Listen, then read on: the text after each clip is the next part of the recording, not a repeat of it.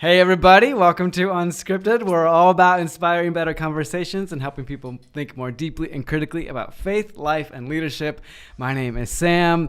It is my great pleasure to welcome back to the podcast my good friend, Mike Hulba. How are you? Thanks, I'm good. All right. I'm good. Yeah, we're having fun here. It seems like forever. Yeah, we've just been joking around for 20 minutes. It's so fun to be here. I know, we're finally pressing record. Yeah. Well, it's good to have you back here. I wanted to have you back on the podcast for a lot of reasons. Because one, I just wanted to spend the time chatting because it's been a little bit. Yeah. And then two, because it's summer. And I want to tell you my dilemma. You ready for this? Okay. Yeah. My dilemma is this. Your summer dilemma. Okay. Summer dilemma is, married, have 3 kids. We just finished school. Need daycare. Yes. That's my dilemma. The kids are always there. I didn't realize how much I love school.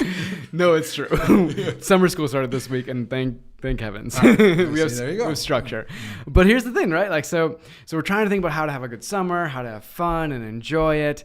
You're kind of wonky with the schedules. Everything's different than it was during the school year. And I was thinking, like, who could I ask for help with how to make a summer both fun and meaningful? And in my mind, there's nobody who is as good as you at choosing to have fun and making things meaningful. Yep. So I'm curious, just to get the ball rolling, like what are your keys to summer fun and meaning? We'll start with fun though. Summer fun. Okay. Well, like, I don't know, like if everyone listening would know that about me, but I'm really big on trying to have fun. Yeah. I don't know. I feel like it's my calling from God. Like God has given us so many things that are fun, whether it's taking a walk and looking at the flowers or looking at your bird feeder or golfing or there's a million things that he's provided that are just so fun. And I think he does it as a gift to us, just like a parent gives their child, birthday gifts. And you always want to give your child gifts that they're going to love. And you're so happy when they enjoy them. That's the fun. Right, as a parent, you give them the gift and then they love it and you just are so happy every time they're playing with it. Yes. I think that's God in us. And he's given us so much, whether it's really fun hobbies to do or beautiful things to see or whatever. So I really think it's the responsibility of a Christian person to enjoy God's gifts to them. And even family, as an example. When you have family that love you, not everyone does. So you should be having fun with that. You should be enjoying it. You should be having dinner with your family or going to the movie with your kids, whatever it is. So I do think it's a spiritual responsibility of a maturing person. Wow. Okay. I'm going to stop you right there. A spiritual responsibility of a mature person is to choose to enjoy the gifts you've been given. I really believe so. I believe all good gifts come from God. Yes. I just do. And people may disagree with that, but that's my personal belief. And so if my Father, my good God, gave me these gifts, it's your responsibility to be thankful, grateful, of course, but then enjoy them too, because that's what's really going to make him happy. So, for instance, if you're a person who loves the outdoors and you just never notice it anymore, or you don't stop and smell the flowers or the things, right? Yeah. God gave you that, and you just your life is so busy, so stressful, you can't enjoy gifts anymore. So I think you got to slow yourself down enough to realize what are gifts to you. And then take advantage of those gifts. Okay, so this is really interesting to me because the thing we just said, that you're more mature when you're better able to enjoy those gifts. I don't think people talk about that very often. Maturity is most like communication or your ability to manage stress or whatever else, which I think is good. That's all normal and good. But like, what would be some signs of somebody's ability to be mature played out in their ability to enjoy? Like, what does that look like? I'll give you 2 examples. We just got done joking around about the staff did some canoeing together. Yes. And if you love canoeing and you had a great time out there laughing and getting wet or whatever, you stopped and ate some food, at the end of it, you go, thanks, God. Yeah. That was amazing. Totally. Canoeing's fun. The river's beautiful. It was fun to hang out with my friends. Thank you. There's that gratitude is just part of it. So that's why I say it's a responsibility and a maturing process. If you enjoy all this stuff and never say thank you, that's not very mature. Just like a child. You give your kid the best possible gift you can and they just take it and run off. Well, you really want to teach your kids how to say thank you. I mean, it's kind of a thing for all parents, right? Yeah. Same for us with God. It's the appreciation of it. It's the deep enjoyment of it. And then the gratefulness that comes with knowing it's a gift from him. Yeah. I'm just realizing this is like a little epiphany for me in the moment. Like when you're with people and then after an amazing thing, the thing that they spend their time doing is being critical of it. Yeah. Is a whole different... Oh, this could have been better. Or, yeah. I wish it wasn't cloudy. It was 80, but it was cloudy. If it just would have been sunny, that would have been fun. No, man, just embrace it and have some fun. You like biking. And I do. Some days I'm sure you're out there and the wind's in your face and it just feels great. Yeah. Enjoy it. And then say, Totally. thank you, God. No kidding. And I think that deepens your relationship with God. It deepens the intimacy of it. It's not just like, what does God say about how I should communicate? Which is, of course, a good thing too. But it goes deeper than that. We're actually like a child of God or a friend of God. That's what's so powerful. And that's what changes you on the inside so that all of your other actions are better. Yeah. You do communicate better because you're close to God. And you don't want to misrepresent him, or you don't want to lose your temper in some bad way after you just had this fun biking time with God or canoeing time or whatever it may be. Yeah. We rented this house when we moved. And so it's our first spring in the house, right? My favorite smell in the world is lilacs. Like if I'm walking, I will go into anyone's yard and I don't pick them, but I'll smell their lilacs. I mean, my whole career teaching and as a pastor, people would bring me lilacs and put them on my desk. Oh, that's amazing. I planted lilacs in every house I've ever had. I just love their smell. I didn't realize this, but this house we rented, there's a lilac bush, and it's real low. It didn't look like a lilac bush. It's low and wide, right outside the bedroom window. That's amazing. So literally, if you have the window open, the whole bedroom smells super strong of lilac for like 2 weeks. Those are amazing 2 weeks. In my prayer time, okay, so here's what I'm talking about, appreciating that, right? My prayer time, and I'm not Mr. Super Prayer, like I have these great devotionals better than anybody else. I'm just not. But I do try to talk to God, right? So for those 2 weeks, I would kneel by this window because it was like kneeling height. It was right in front of my face. And that's where I'd say my prayer in the morning. That's amazing. And I'd start with God, thank you for these stinking lilacs, man. I love them. Like you're almost like angry, happy. This is what heaven smells like. I know it. Thank you. So great. Yeah. This is amazing, right? And it just changed the prayer then after that. Yeah. I was just in a different place in my mind after that. So that's what I'm saying about enjoying and having fun. It does deepen your relationship with God if you make him part of the equation. Yeah. If you just go have a blast and he's not part of it, well then no. But as a person who's trying to mature in their faith, you should be making God part of everything. So he's part of smelling lilacs, he's part of canoeing, he's part of biking. He's just there with you all the time. Enjoy that. You have a father that loves you, that wants to spend all day with you. That's really fun. I like the idea of taking something that you want to have fun with during the summer and not just having it be like, oh, we're going to go do this as a family and we're going to have fun, darn it. Yeah. It's more so like, okay, we're going to go do this thing and it's a gift from God that we get to go and do this. And let's talk about that because it changes the whole perspective of it. Because now this thing that you're doing isn't something you're entitled to. It's something you're having a gift of. Yeah, even if it's as simple as, like I've done it, right? My kids are grown, but I know hey, we're going to go have fun. Darn it. And then be kind of crabby as the dad the whole time, definitely. right? Like, we're supposed to be, quit screwing around. This is fun. I've done it, so I know. Like, I know the mistakes that can be made. I've made them all myself too. But like, for sure, just to go for the family walk and notice a few cool things as you walk that you can point out to your kids. Hummingbird flies by or whatever it is. Like, that's cool. It's hummingbird. God made that. That's amazing. It doesn't look like any other thing in existence. Yeah. It's a beautiful, or you see a caterpillar, or whatever it is. It's all made by God. So there's a little bit of the God thing the whole time you're joking around as a family about whatever your family jokes around about. And then you stop for ice cream. Okay, that's a classic for me. Like, let's get an ice cream. Absolutely. And you're sitting there having the ice cream. It's like, thanks, God, this ice cream is amazing. Mm-hmm. I would tend to thank God more for the ice cream than Cedar Crust, whoever made the ice cream, right? I just do. I think that's super true. It's just fun. The ice cream tastes amazing. I love ice cream. I just went for a walk with my family. We saw some cool stuff, and I had ice cream. It doesn't really get any better than that. I got a lot of stressful things in my life. So does everybody else.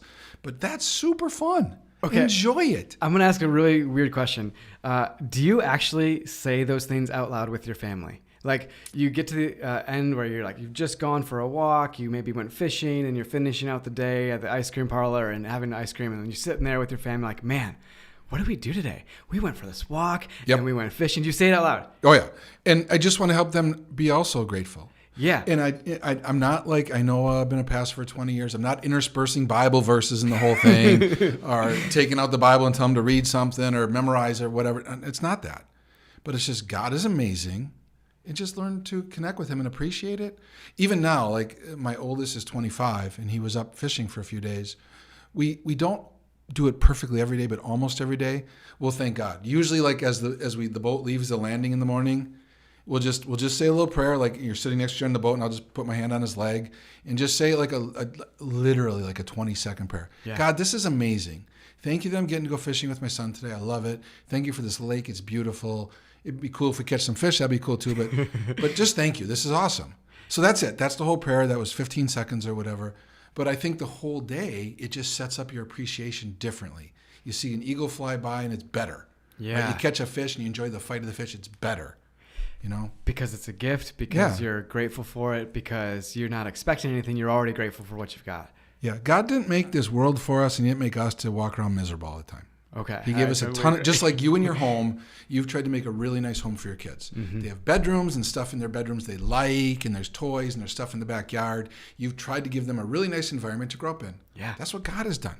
Yeah. And so just like you wouldn't be happy if your child was ungrateful or they didn't appreciate that they have so much versus so many kids that don't have what your kids have. Totally true. You want your kids to recognize like we have good food every night. We have a warm bed and all the good things, the simple things, in addition to all the amazing things, right? We have to be, as adults, that way with God. We have simple things like I have a warm bed every night and food every day. Tons of people don't, all through history, right? Yeah. Where, like, if you're living in America right now, you're living in the top 1% economically of everyone who's ever lived. Yeah. So even if you don't have the mansion, you're still doing really, really good. Really, really good. So it's awesome. You got a window air conditioner. It's 100 degrees out. Thank God. Yeah, we actually, like, for the first time in our lives have central air. So for the past 11 years, 11 years of being married, we've had window units all throughout the house, and we were so grateful for those. But I'll tell you, it was like the most. I've thanked God and like been talking out loud to my kids. But man, this is amazing, guys. Yeah, like this is amazing. We have central air. I remember. I love this 90-degree heat because I didn't before. I do it now because I can walk in and it's cool. It's amazing. Yeah, I was like 30 when I got central air for the first time. Sure, I never had it growing up or whatever, or rentals when I was young. Yeah, same here. And it was. What? No. When I was a kid. Okay, so this is my parents. When I was a kid, they had a central window unit in the living room. Yeah. And there was a living room was a room. There was a door to it. It wasn't like part of the entire house, so you could open like a giant bedroom. You know? And they would only turn it on if it was like 100 degrees. Because it had to be super hot. And then you couldn't go through the door fast enough. Like you'd go shut the door, shut the door. Like, come on. Like, I've said that to all my sons like 7 times in the last week. Shut the door behind you. But yes, it's even more so with this. Yeah, and this wasn't the outside door. This is the door from the hallway. Like, come on.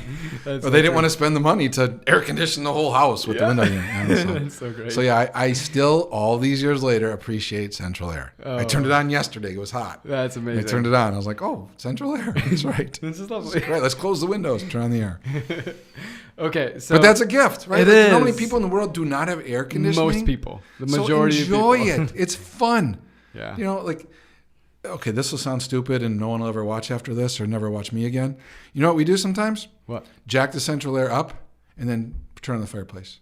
No. Just because it's stupid fun. That sounds like so bad. Put a blanket on the floor in front of the fireplace. Right? Put a blanket on. A gas fireplace? Yeah. Okay. Put a blanket on the floor. Yeah. And sit on the blanket and eat popcorn or ice cream or whatever in front of the fireplace. In the room's air conditioned down to like 70. You're going to have like hate mail from like environmental people. It's going to be great. I don't do it every day. But like there's okay, that could be a fun family thing. I agree. If you got kids, turn up the air conditioning, put the blanket out, play Monopoly or whatever. Yeah, totally. Get some ice cream and have a blast. And then thank God that you have a house, you have air conditioning, you have the game, you have children. Yes. Your thanks could go on forever. Now you're going to go to bed like in a comfortable bed. Like that's what I'm saying about having fun. There's so much fun to be had if you look for having fun. Yeah. Don't walk around like a frump all the time finding something to complain about.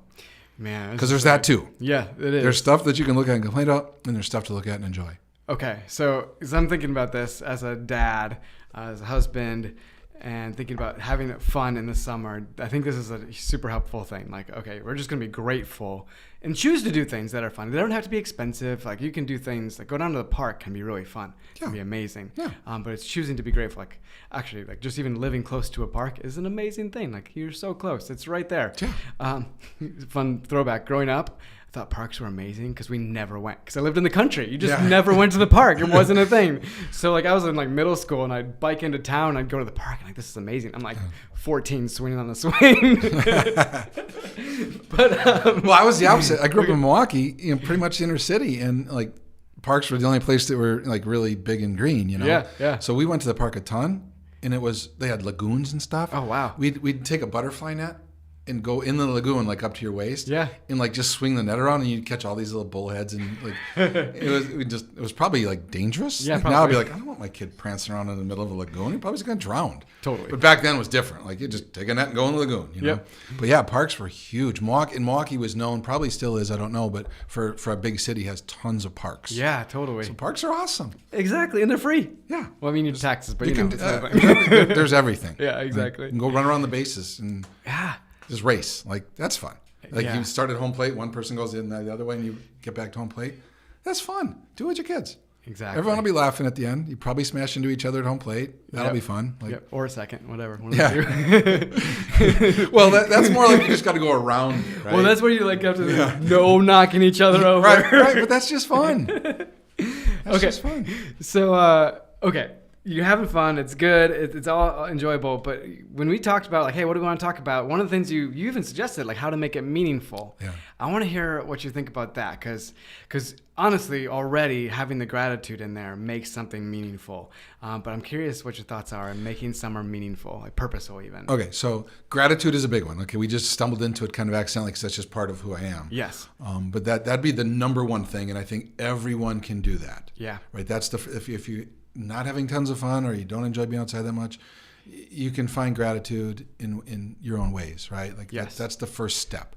Even if outside isn't your thing, maybe watching Netflix all night's your thing. Enjoy it and give thanks to God, right? Be thankful for Him. You're lucky. You have a nice living room. You have a TV. You have all the stuff to watch your favorite stuff.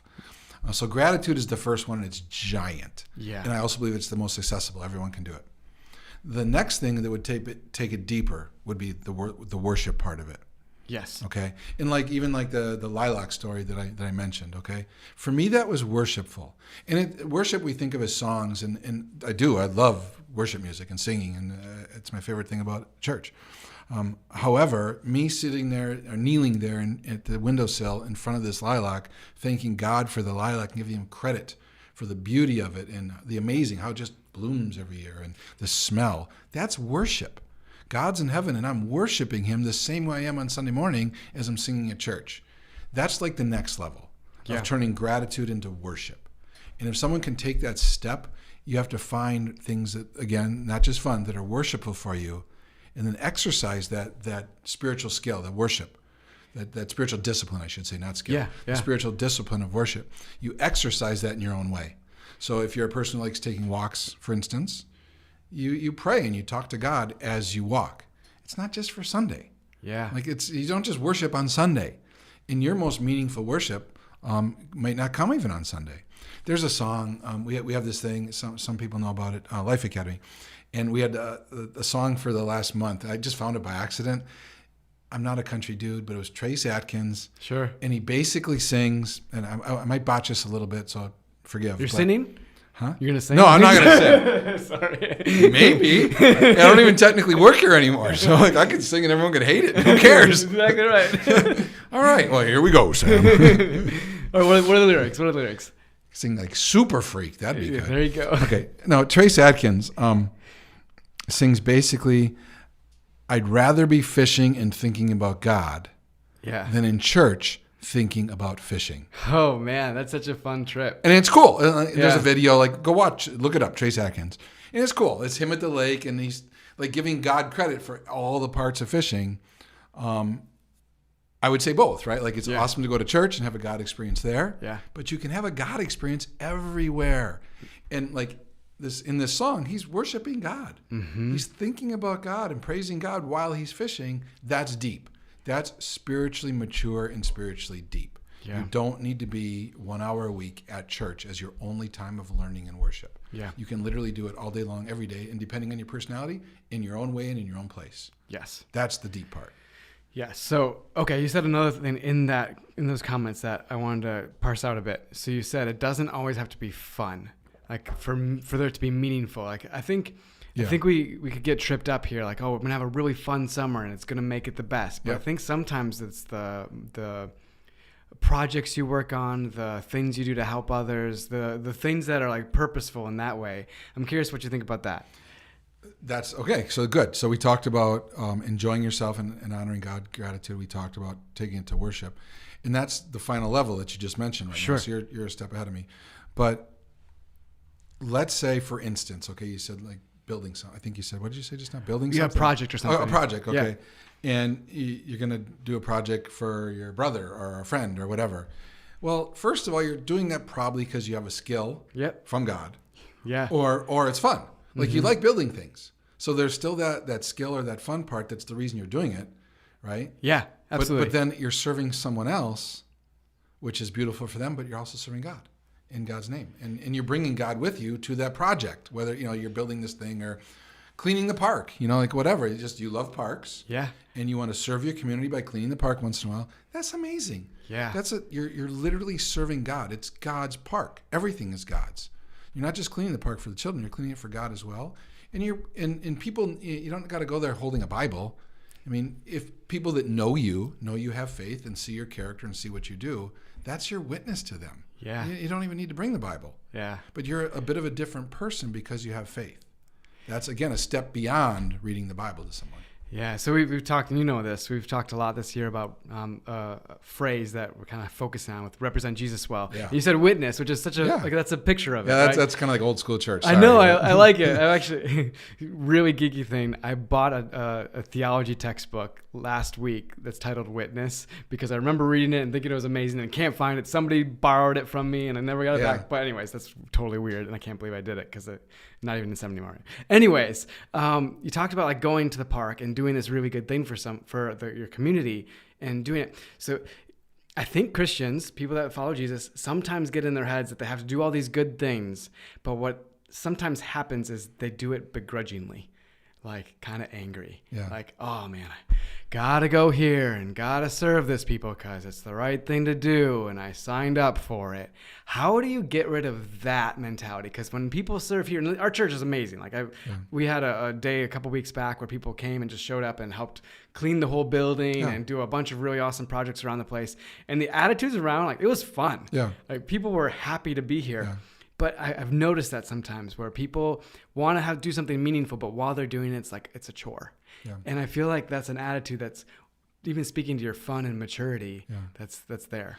Yeah. Well, they might be picking the wrong activity, first of all. Sure. Yeah. And there is something very noble about I'm going to come and do something I don't like doing because I want it for a greater good. That's very noble. And if you're a little bit crabby, cool for you. That's still noble to do something. You're right. That's true. But long term, there are things to do that you can enjoy doing. Like I mentioned, going and building something at a friend's house. Yeah. It is service, but it's also something you like.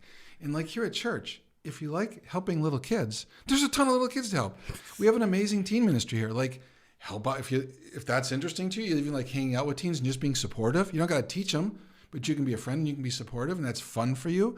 Yeah, you're serving them, but you're enjoying your type of service. Yeah. There's techie stuff here. There's skilled stuff here, like teaching or singing. There's everything. And like your cleaning day I saw it online. Yeah. That was an amazing idea. Yeah. Because tons of people just want to help with something.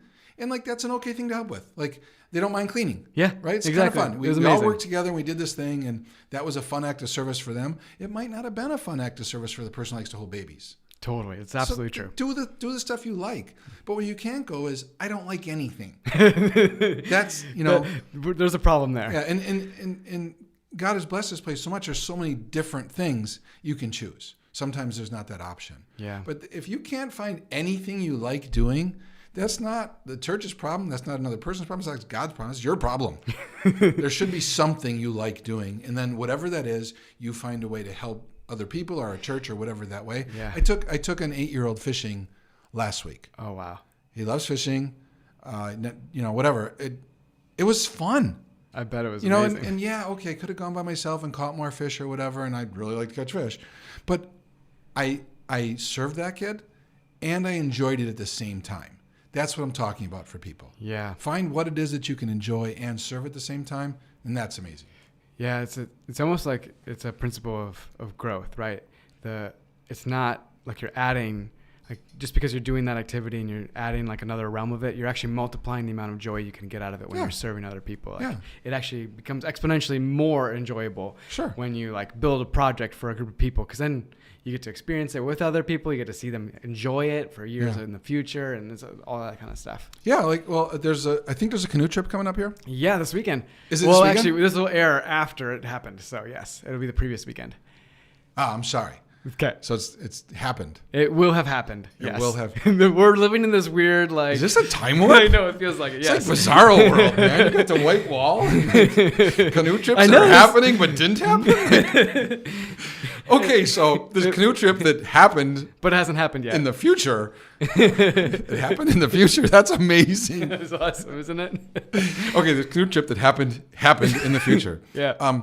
Maybe you're sort of like being outdoors. Yeah. Go. No kidding. You know, like right? just go and yeah, you're taking someone with you and you're helping them have a good time, and you're also kind of supporting the other people that went, and you're chatting with another adult there that you're kind of both helping each other. That's the kind of thing. Look for opportunities like that and go. I know, like, again, in fall, there's a big concert on the green. Yes. You like music, so that's fun for you. Great. Take it one step further and bring a friend. Yeah. Right? So you're serving your friend. Maybe you go out and get a pizza first. Yep. You treat. Hey, you know what? I'm going to take you out. We're going to get pizza. We're going to go see this band. Amazing. And you're having a fun time doing it, and you're doing good for God, good for the world, good for your friend.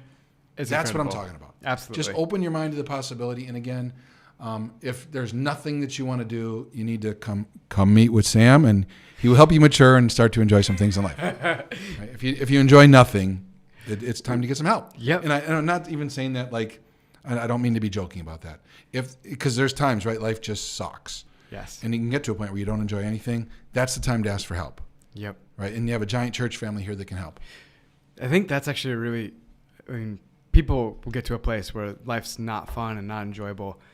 That's not how life was supposed to be. No. And if you're in that place, don't feel like that's just how life is, because it doesn't have to be that way. There are seasons, but seasons have a beginning and an end. Yeah. So how can you work towards an end of that season and into a new season that is more joy-filled and more good? You got to want it. Yeah. That's just like, and it's hard to want it sometimes, right? Yeah. There's a couple that I'm counseling right now. They've been married like 20 some years, and big family, all this stuff, and love each other tremendously. Yep. But over time have developed a couple issues, and they're happily married. They can intend to continue to be married, but they were smart enough to step back and say, listen, let's get a few meetings and go in and like work on these couple issues we have. Yeah. That's just smart. They're a faithful couple. They love each other. They love God. But sometimes you got to step back and take a look at your life. And so that's what I'm saying to someone listening right now, like can't have fun at all. That's time to step back and say, okay, I'm going to do something about this. I'm not going to live the rest of my life this way. I'm going to try whatever I need to try. It can be different things. And one of them can be coming to talk to you, whatever. But you can try different things. But don't just live in the same garbage you're living in right now. Yeah. Make the choice to get out of it, because the garbage, God did not create this world for garbage. He didn't create you for garbage. He has good intentions for you. He's your loving Father. Just like anyone who's a parent does not want their child to be miserable, God does not want people to be miserable. I 100% agree. And I think, and we're going to finish up here, but there's two things I want to finish up with. First is, if you're listening and you're like, okay, how am I going to have fun this summer? That's the thing that made you want to listen to this video. Well, this is a season that you can like put some extra effort into it, longer daylight hours. There's things you can do outside, things you can enjoy. Have it be a grateful thing, something you're grateful for. Make it worship. Heck, and yeah, tonight after work, go sit out on your back deck or whatever, somewhere outside your house. Yeah. If the temperature is good tonight, and put your AirPods in and listen to a book. Yeah. And have a glass of wine or whatever it is you like to drink. And just enjoy the book and enjoy being outside. Yeah. It's beautiful outside. Just enjoy that. And afterwards, hopefully it was a good book. No one bothered you the whole time, right? It's amazing. Say, thank you, God. Thanks for my yard. Awesome day. Thanks for this glass of wine or the pop or whatever I drank, whatever it is. What a great night, right? Yeah. And you can make it a really nice night for yourself. Yeah. The second thing I want to say is, I mean, you guys are doing a bunch of different things. So I just want to give you a chance. There's two things. You are actually coming back to speak for the first time since you gave your last official sermon here. I know. So, I got an email from someone at church the other day, and they said, "It seems like you abandoned us." Oh no! I'm like, no, not at all. I missed you so much. I'm coming in July. I'm going to speak in July. So. Yeah, he said you abandoned us. Oh man! And he wasn't being mean about it. It wasn't being mean. He just was basically saying that he missed me. That's really nice. Yeah, that's cool. a nice thing to say. Yeah. So you're coming back July 17th. Okay. And then also, by the way. I know that. I know. And then also in August or September 18th. Yep. That'll be their 20-year anniversary. Oh yeah. And we have plans, and you don't even know all of them yet. I don't. Really, that's something I wanted to ask you today. Oh, there's some good stuff. I can't wait. We'll see. I'm a little nervous. Good. So we're gonna have fun with that. So know that you're coming back for those dates. Be here for that. But then also you're doing a bunch of stuff. And one of the things I want to it fits so perfectly what we've talked about. You're doing this marriage thing, right? Mm-hmm. Can you just talk about that? Because if your marriage is a place where it's hard to have fun in the summer, there's such an incredible opportunity with that. Can you talk about that for a second? Yeah, everyone keeps asking. I know we do a lot of stuff, so it's a bit confusing. So very simply, we have an online thing. The whole thing is ministry. We do an online thing that's called Life Academy, which is teaching lessons online. Yep. Kind of like online church in a way, okay? Great. And a bunch of people are doing that, and that's really nice. And then the other thing that I used to love doing here a lot, but we grew so much, and there's so much staff and all that stuff, I love meeting one-on-one with people. Yeah. I always have, and it got to a point here where I couldn't do it very much. So both Eric and I are meeting with people one-on-one. Yeah. For counseling. But then also specifically right now we have a new marriage thing we're doing. It's called Re-Engage. Which sounds awesome. It's 3 meetings. And the first meeting, I meet with the husband and she meets with the wife. The next meeting, like a week or two later, we flip it. Yep. And I meet with the wife and she meets with the husband. And we get a really accurate picture of the relationship, hearing from everyone's opinions. Then we do this online survey thing that they do at home, like 200 questions, and helps diagnose it even more. And then the third meeting, we meet with them and talk about what we found, what the survey showed, and our suggestions for like how to improve their relationship going forward, which might mean more meetings or might not. I don't know. Everyone's different. It's totally customized for every couple. So we're already working with a few couples. I love it. I love it. So what I love about that is, I mean, if you're in a place where like, man, things are okay, but I wish they're a little better. Like, it doesn't have to be awful to go get help. Yeah. When it's okay and you go get help, it's exponentially better. Yeah. You're in a place where you can talk about it. It can be amazing. Yeah. And like, that's why I called it Re-Engage. Yeah, I love that. Because you have this excitement. The day you get engaged, and you put on that ring, there's this excitement and positivity and hope for the future and all these good things. Yeah. And then sometimes, all the life stuff comes in and the thrill of the engagement day or the wedding day isn't there. Yeah. Even you might have major problems or minor problems, but it's just not the same. So my hope is to get people back to that excitement for their future. That's like this couple I just mentioned, they've been married 20-some years. I want them to be excited about the next 20 years. Yeah. They're not super old. They got a long time left, and I want the next 20 years to be better than the first 20. Wouldn't that be awesome? Because you learn so much at first, right? Yeah. Like, how long have you been married? 12 years. Okay, almost. So you know a lot more about marriage than you knew 12 years ago. Yeah. Right? And so the longer you're in it, the more you know, and you should be able to use your wins and losses to create a better future for yourself. Yes, absolutely. So that's what it's about. I love it. If somebody's trying to find that and get connected, where do they go? What do they do? I think the most simple thing would be to go to our main website, which is myacademyconsulting.com. Great. My Academy. My Academy, because academyconsulting.com was not available. Okay, so it's myacademyconsulting.com. Fantastic. And then there's a page that you can click on for marriage and explains it. Awesome. I think that's the easiest. That's fantastic. Well, thank you so much. This has been so much fun. Oh man, I really appreciate chatting with you. It's super fun to just be silly and talk about how to have fun. And I think that it really is a spiritual gift. Like, a spiritual ability to do that is a beautiful thing. And it's something you can grow and have it as a discipline. So thank you. If you're listening, thanks for listening in. We'll be back in a couple of weeks with another episode. Thanks for having me back, RCC. Yeah, you bet. Amazing. It's a privilege to have you here. So fun to be here today. Awesome. I don't know if it's you guys or if it's Americano, but probably both. The mugs Americanos got me jacked up today. All right. Have a good week, everybody. We'll see you next time.